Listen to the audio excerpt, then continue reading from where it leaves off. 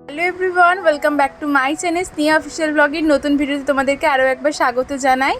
তো দিনটা ছিল সানডে, আর সকাল সকাল ঘুম থেকে উঠেই আগে ব্রাশ করে নিয়েছিলাম। ব্রাশ করে নেওয়ার পর যেটা আমি রোজই করি সেটা হচ্ছে চা খেয়ে নিয়েছিলাম। আর সেদিনকের ওয়েদারটা খুব সুন্দর ছিল। জানলা খুলে দেখছি আকাশটা কী দারুণ না লাগছে, হালকা মেঘ করে, এক কথায় অপূর্ব সুন্দর লাগছিল আকাশটা। এরকম দেখে তো মনটাই ভরে গেল। তো তারপরে একটুখানি আকাশ দেখে আমি তারপরে চলে গিয়েছিলাম টিফিন করতে। মা টিফিনে করে দিয়েছিল ডিম টোস্ট, তো সেটাই আমি খেয়ে নিয়েছিলাম। সেদিন যেহেতু ছিল রবিবার, তাই জন্য দাদাই বাজার দোকান করতে যায় রবিবার হলে। আর সেদিনকে আমারও ইচ্ছে হলো যে দাদার সাথে যাই, তো আমি ওই জন্য তাড়াতাড়ি করে খেয়ে নিয়ে রেডি হয়ে দিলাম যাওয়ার জন্য। বেরোতেই বৃষ্টি চলে এসেছিলো, ওই টিপ টিপ করেই বৃষ্টি পড়ছিল, খুব যে জোরে হচ্ছিল তা নয়। তো ছাতা নিয়েই আমরা চলে গিয়েছিলাম বাজার দোকান করতে। আর রবিবার মানেই তো মাংস, সেটা চিকেন হোক বা মটন, যেটা হোক না তো হবেই আমাদের বাড়িতে। তো তাই জন্য দাদার সাথে চলে এসেছিলাম মটনের দোকানে। মটন নিয়ে তারপরে চলে গিয়েছিলাম হচ্ছে একটা ওষুধের দোকানে, ওষুধ নেওয়ার ছিল কিছু, তাই জন্য ওষুধের দোকানে চলে গিয়েছিলাম। আর দেখো বৃষ্টির ওয়েদার, বৃষ্টি পড়ে যাচ্ছে ঝিমঝিম করে, আর আমি ছাতা মাথায় দাঁড়িয়ে রয়েছি। তারপরে লাস্টে বৃষ্টিতে হালকা ভিজতে ভিজতে বাড়ি চলে এলাম। এসে আগে চান করতে ঢুকে পড়েছিলাম। চানটা হতেই আমি চলে গিয়েছিলাম ছাদেতে। আর দেখো আমার ছাদের ফুল গাছগুলোতে কত ফুল ফুটেছিল। এত ফুল দেখে তো আমি ফুল তুলে নিলাম ঘরের ঠাকুরগুলোকে একটু পুজো করব বলে। তাই আমি অনেক কটাই ফুল তুলে নিয়ে চলে এসেছিলাম নিচেতে ঠাকুর পুজো করব বলে।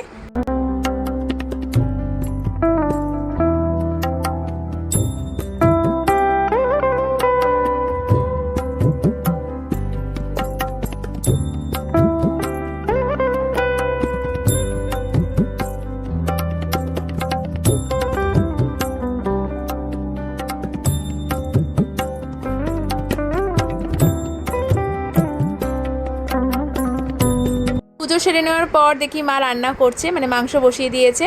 তারই কিছুক্ষণ পর রেডি মটনের ঝোল। আর বৃষ্টির ওয়েদারে এরকম মটনের ঝোল কিন্তু দারুণ কম্বিনেশন। সেই দিন দুপুরবেলা খেয়ে নিয়েছিলাম পোলাও, ভাত, আলু ভাজা, মটন। একেবারে দারুণ লাঞ্চ করেছিলাম সেই দিনকে।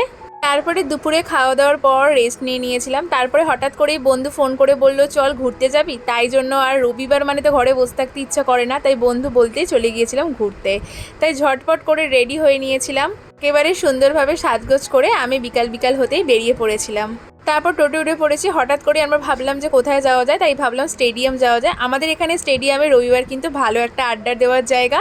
তো ওখানেই চলে এসেছিলাম স্টেডিয়ামে একটু গল্প করতে আমরা দুজনে মিলে। স্টেডিয়ামের ভেতরে বাস্কেটবলের ওখানে একটা গ্রাউন্ড রয়েছে, তো ওখানে চলে এসেছিলাম আমরা দুজনে মিলে গল্প করতে করতে দেখি ডগিটা চলে এসেছে। আর ডগিটা তো কি সুন্দর খেলা দেখাচ্ছিল, আর বেশ কিউট দেখতে ছিল কিন্তু ডগিটাকে। ডগি তো আমার ভীষণ ভয় লাগে, কিন্তু এরকম সুন্দর কিউট ডগি দেখলে কার না ভালো লাগে। আমার তো বেশ ভালো লাগছিল, তাই তোর ভিডিও ক্লিপ তুলেই যাচ্ছিলাম, তোমাদের সাথেও শেয়ার করছিলাম। আর আমরা তো গল্প করছি আর ওকে দেখছি কি সুন্দর দেখো খেলা করছে।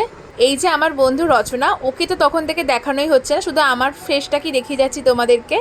তারপরে গল্প করতে করতে সন্ধ্যা হয়ে গিয়েছিল, তাই জন্য চলে গেছিলাম চায়ের দোকানে। চা না খেলে হয়, স্টেডিয়ামে এসেছি, চা তো খেতেই হবে। তো দুজনে মিলে চলে গেছিলাম চা খেতে। চা খেয়ে নেওয়ার পর ভাবলাম কি করব, তারপরে আবারও চলে গেছিলাম গল্প করতে। দুজনে মিলে গল্প করছিলাম আবারও। অনেকদিন পর এরকম টাইম কাটানোর সময় পেয়েছি দুজনে মিলে, তাই জন্য বেশ আমরা মনের সুখ দুঃখের গল্প করছিলাম। তারপরে চলে গেছিলাম ফুচকার দোকানে ফুচকা খেতে। আর ফুচকা খাওয়ার পর তো যেটা খেয়েছিলাম সেটা হচ্ছে ফ্রাইড মোমো খেতে তো আমার খুব ভালো লাগে, তাই জন্য মোমো খেয়ে নিয়েছিলাম। আর মোমো খাওয়ার পর তো সেটাকে হজম করতে হবে, কারণ এত কিছু খেয়েছি সন্ধ্যে থেকে, তাই জন্য খেয়ে নিয়েছিলাম একটা ক্যাম্পা। সব শেষে ক্যাম্পা খেয়ে আজকের দিনটাকে শেষ করলাম, আর তারপরেই আমরা বাড়ি চলে এলাম। সব বন্ধুরা, আজকের ভিডিওটা এইটুকুই ছিল। কেমন লাগলো অবশ্যই জানাতে ভুলো না, আর ভালো লেগে থাকলে অবশ্যই লাইক, শেয়ার এবং সাবস্ক্রাইব করে যেও। চলো টাটা, দেখা হবে আবার পরের ভিডিওতে। ততক্ষণ সকলে ভালো থেকো, সুস্থ থেকো। চলো বাই।